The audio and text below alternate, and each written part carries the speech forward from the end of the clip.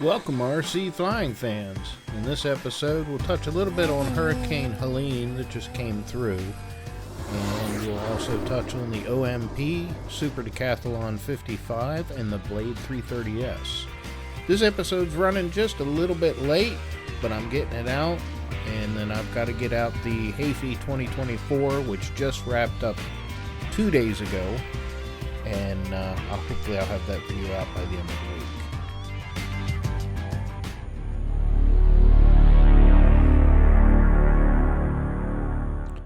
Hurricane Helene came through Georgia late September. It also came through Florida. We did pretty good. The eye shifted off to the east of our area, so we got really lucky, but a lot of the towns to the east of us got pretty hammered. Our field, mostly we had some tree debris, not really any damage to any of our buildings on the flying field. We did get some flying in about 2 days after Helene came through. Though it was pretty windy, we still went for it and got some flying. You can see some of the trees that sit directly behind our flying field. We did manage to still get in some flying, so let's get on to the Super Decathlon 55 first.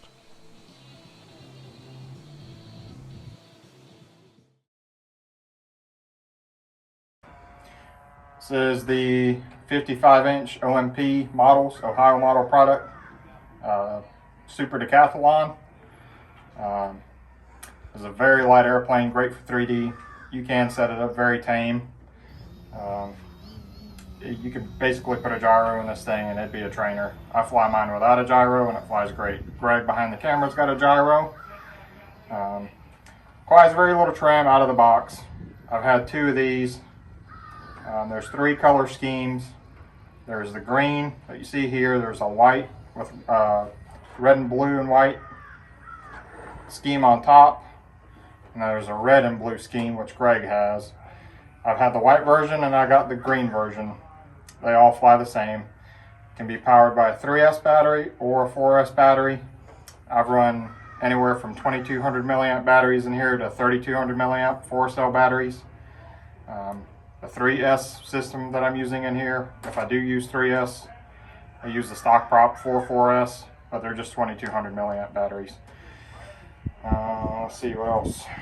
Out of the box, basically all you have to do with these airplanes is glue your horizontal stab into your fuselage and glue your rudder on and crimp your wires for your tail.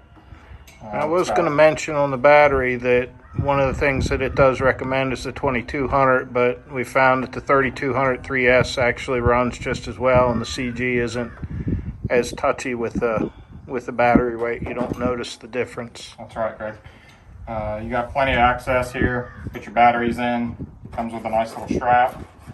Got carbon Kevlar reinforcement on the inside. This airplane is built very light.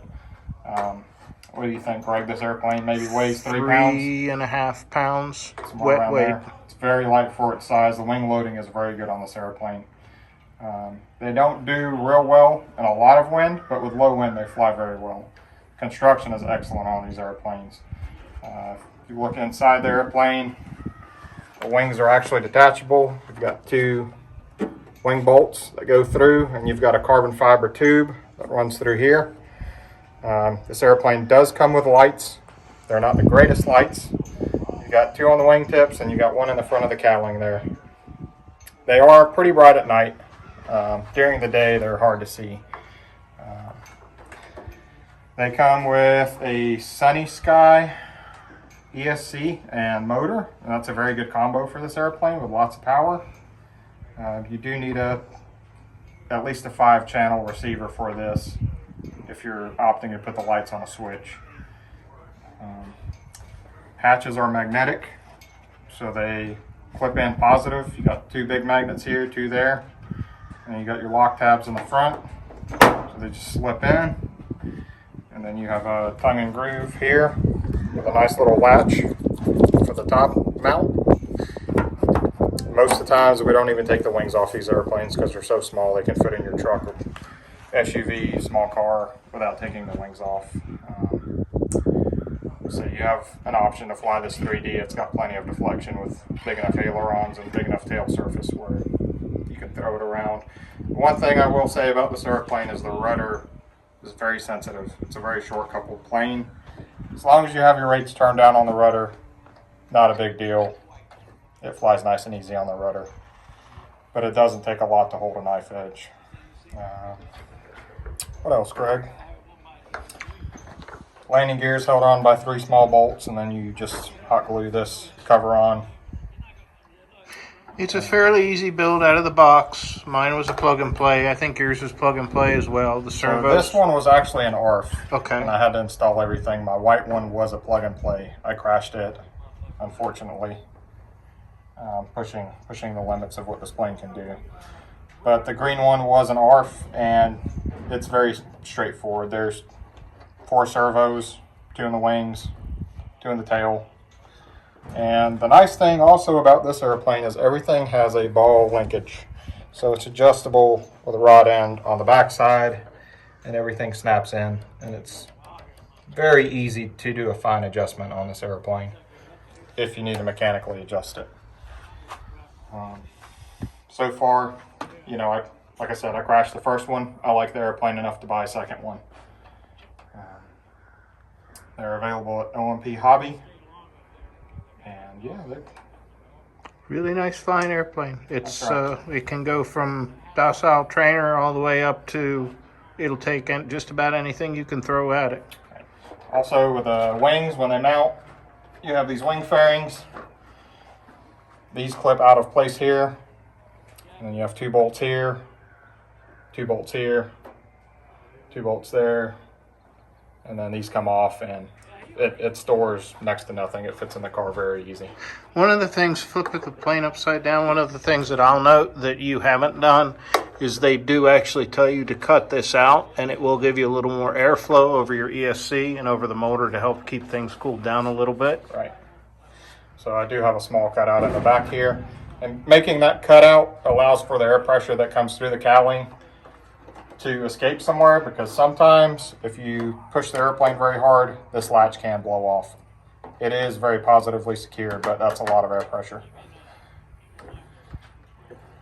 Pretty much it. That's the OMP Super Decathlon 55. Yeah.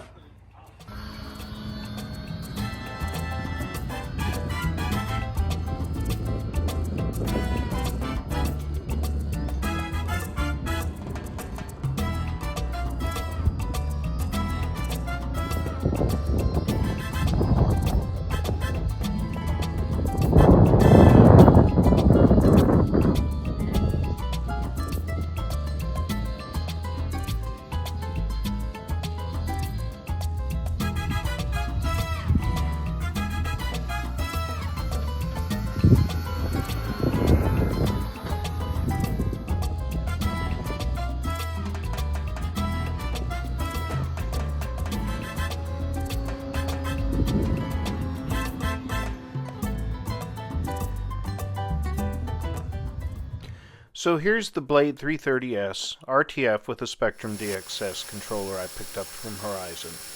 Now, I haven't touched a helicopter in probably 15 years or longer, and the technology has changed so much.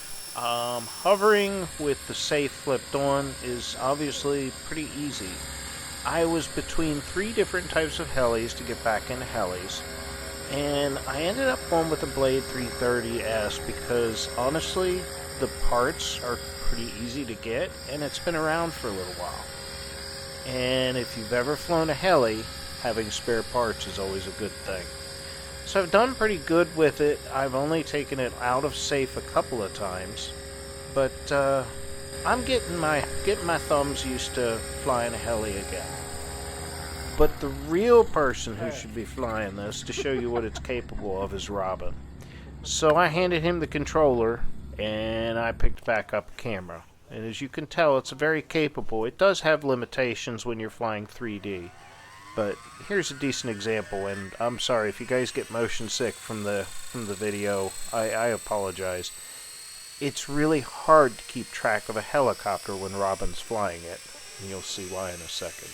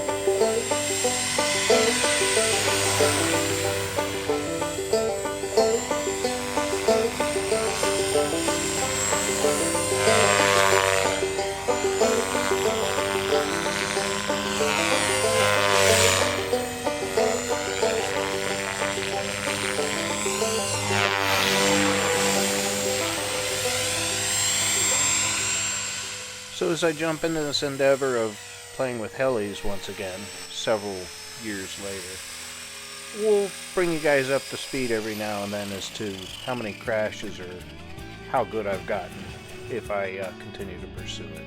Anyway, that's a wrap, folks.